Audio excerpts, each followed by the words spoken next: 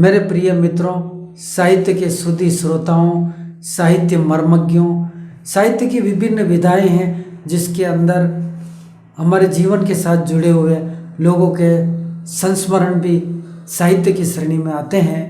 इसी श्रृंखला में पत्थर के पुजारी शीर्षक से जो आज आप एक व्यक्तित्व को रूबरू समझेंगे, उनके बारे में मैं केवल इतना सा कहना चाहूँगा कि ये ड्राफ्टिंग, ये जो लिखावट है, ये जो गद्य मैंने तैयार किया है, ये उन तमाम लोगों के लिए है, ये उन तमाम लोगों के लिए सम्मानजनक एक श्रद्धा भाव से उनको अर्पित किया जा रहा है, जिन्होंने जीवन भर जिंदगी उन्होंने सूर्य के तेज धूप में जो तपते रहे, जो सर्दी में ठिठुर करके भी उन्होंने अपने निर्माण कार्य को रुकने नहीं दिया, उसे बढ़ते रहे, आगे चलाते रहे।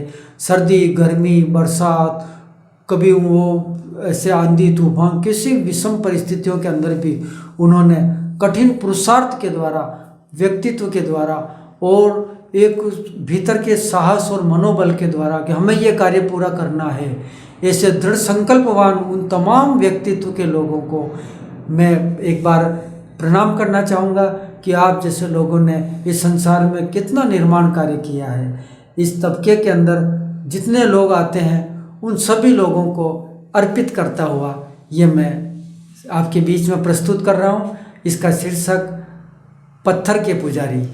एक ऐसे व्यक्तित्व से मैं भी जीवन में रूबरू हुआ हूँ जिन्होंने इसी प्रकार का जीवन जिया है और उनके जीवन को मुझे बड़े करीबी से देखने का मुझे सौभाग्य मिला है। उनके जीवन के अंदर जो भी उज्जवल पक्ष थे, जो ऐसी बातें थी जो आप पूरे समाज के लिए कहीं उपयोगी सिद्ध हो सकती, उन चीज़ों को मैंने हीरे की तरह तराशते हुए इस कलम से बनाकर सुंदर रूप दे करके आपके बीच प्रस्तुत किया है। मैं पढ़ रहा हूँ, आप सभी का ध्यान इसको सुनने, समझने और अंतःकरण में एक ऐसी जगह पर इसे कायम करने में लगे जो आपके कई लोगों के, कई मित्रों के, कई साथियों के ये काम आ सके। पत्थर के पुजारी। अनंत शौर्यवान, अक्षुण्ण ऊर्जावान, समर शिरोमणि, सांगा की तलवार की टंकार और भक्तिमयी मीरा के घुंघरुओं के समेकित स्वरों से सतत अनुगुंजित, अजर अमर एवं अक्षय यौवना, वीर प्रसूता चित्तौड़ नगरी के निवासी, कुमावत क्षत्रिय समाज के समस्त सुवासित सतरंगी पुष्पों की बहुरंगी वाटिका में एक फूल जो स्वर्गीय चंपालाल नाहर के नाम से पुकारा जाता था, उनका विवाह बिनौता निवासी स्वर्गीय श्री गंगाराम जी पालरिया की सुपुत्री नाथीबाई के साथ संपन्न हुआ। एक चंद्र तमोहंती की उक्ति को चरितार्थ करते हुए नाथीबाई अपनी संपूर्ण ममता इकलौते पुत्र स्वर्गीय श्री छगनलाल के नैसर्गिक बचपन पर न्योछावर कर बहुसागर पार कर गए।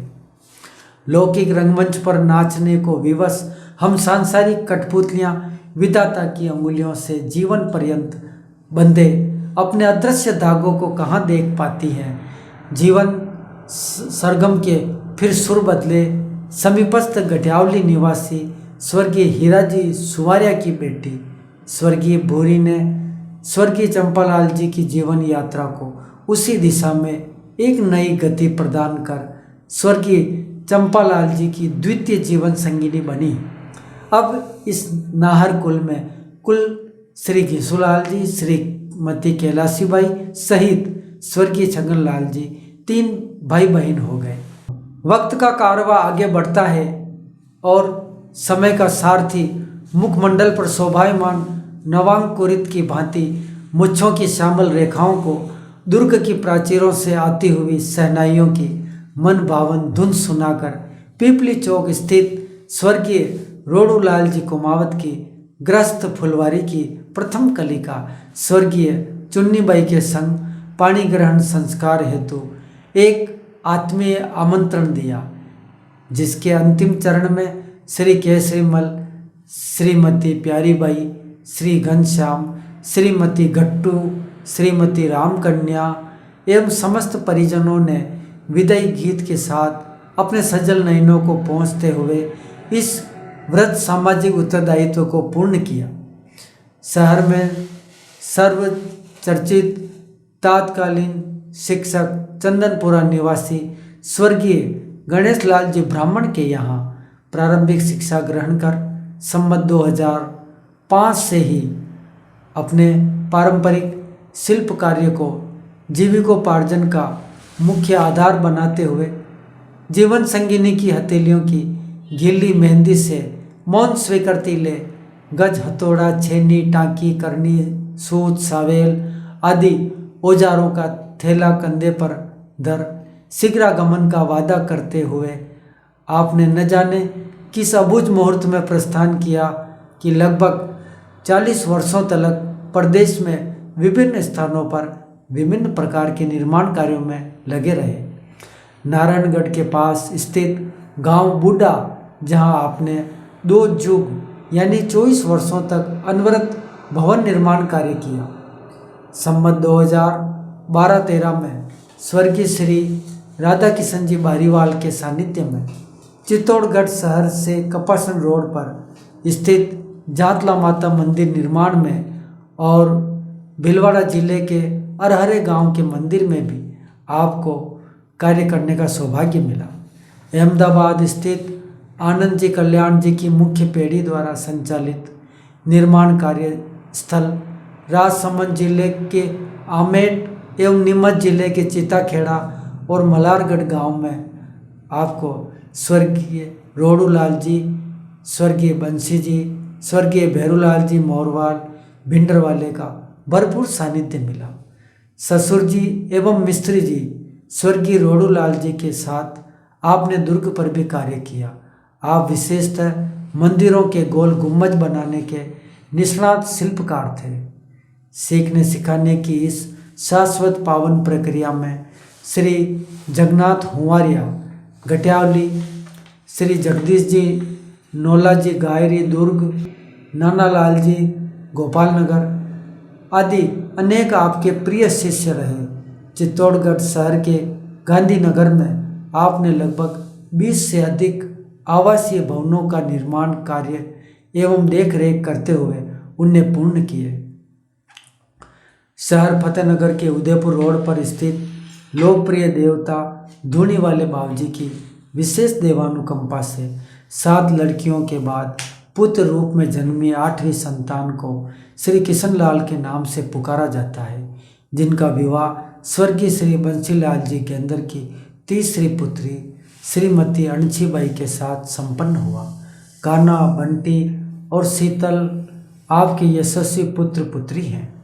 बड़ी बहन मोहनीबाई स्वर्गीय श्री गिरधारी लाल जी के ज्येष्ठ पुत्र श्री बालचंद जी गेंदर को ब्याई, साथ ही छोटी बहन कंचन देवी को स्वर्गीय रतनलाल जी चंगेरिया छोटी सादरी वाले के द्वितीय पुत्र श्री अमृतलाल चंगेरिया को ब्याही। ओम प्रकाश, चंद्र प्रकाश, दिलीप, अनीता गेंदर एवं यशोदा, नीलम, चंद्रशेखर और चेतन चंगेरिया स्वर्गीय श्री छगनलाल जी के दोहिते दोहिती हैं।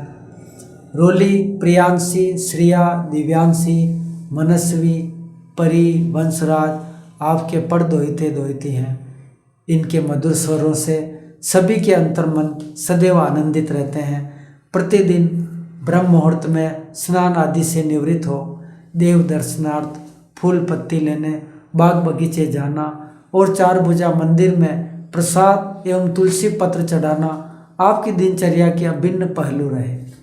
50 वर्षों तक प्रतिदिन पसीने की बूंदों से मौन जलाभिषेक करने वाले पत्थर के इस पावन पुजारी से एक दिन अचानक पत्थर के सनम रूठ गए। आपकी ही छेनी हथौड़ी से विस्माण की भांति उछली एक टाप, पत्थर का छोटा सा टुकड़ा, एक टाप आतंकवादी की तरह चुभ गई दाईं आंख में। दूसरी आंख से पत्थर मकान और मकान मालिक की जगह अब केवल आंखों के डॉक्टर कंपाउंडर ही दिखने लगे। लंबे समय से नाना प्रकार के उपचार अभी चल ही रहे थे कि कैंसर के मर्ज ने इनके बचे कुचे लघुत्तम सुख सदन का मुख्य द्वार खटखटा दिया। सालाजी श्री केसरीमल जी ने सहोदर से भी बढ़कर आपकी सेवा शुश्रूषा करते हुए 4 माह से अधिक समय तक अहमदाबाद रहते हुए सन 2001 में कैंसर रूपी दानव का पूर्णतः संहार कर लंका विजयोपरांत राम लक्ष्मण की भांति प्रसन्न मुद्रा में चित्तौड़गढ़ लौटे।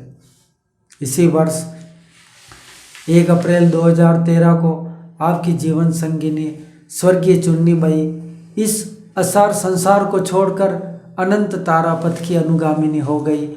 उस मानसिक आघात से आप अभी उबर ही नहीं पाए थे कि दिनांक 13/11/2013 को निजी आवास के बरामदे में उठते वक्त पुनः गिर जाने से कूल्हे की हड्डी टूट गई। इकलौते पुत्र श्री किशन लाल ने तब से ही अपने पूज्य पिताजी की अवर्णनीय सेवा करते हुए पितृभक्ति की एक मिसाल कायम की। सतत प्रगतिशील 85 वर्षीय एक पहिए पर चलता हुआ यह जीवन रथ अब लड़खड़ाने लगा। तब से अनवरत जिजीविषा की उत्कंठा और जीवन ज्योति स्वतः मंद से मंदतर होती रही।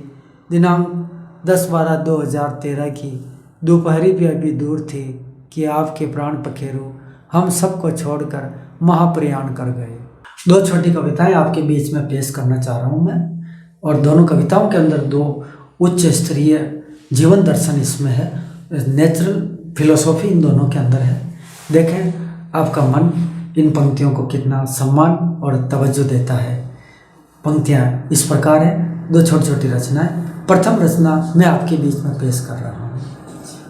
बेशक हुए कितने ही वज्राघात, मगर वृद्ध साधक सब कुछ सह गया। उसी शिलालेख का अक्षर अक्षर अविरल अश्रुधारा में बह गया। वाणी कह दो उषा या बाल रवि बन लौटेगा, पल पल ना आंखें भरना, तनिक तुम भी प्रतीक्षा करना, यूं कहते ही मौन अंधेरा जुगनू को छल गया।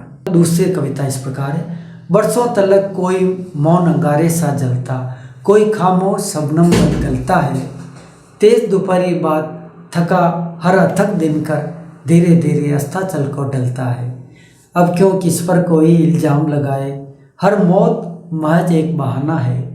वाणी करे जीवन भरने की, लेखा जोखा ले अपना, एक एक कर सबको जाना है।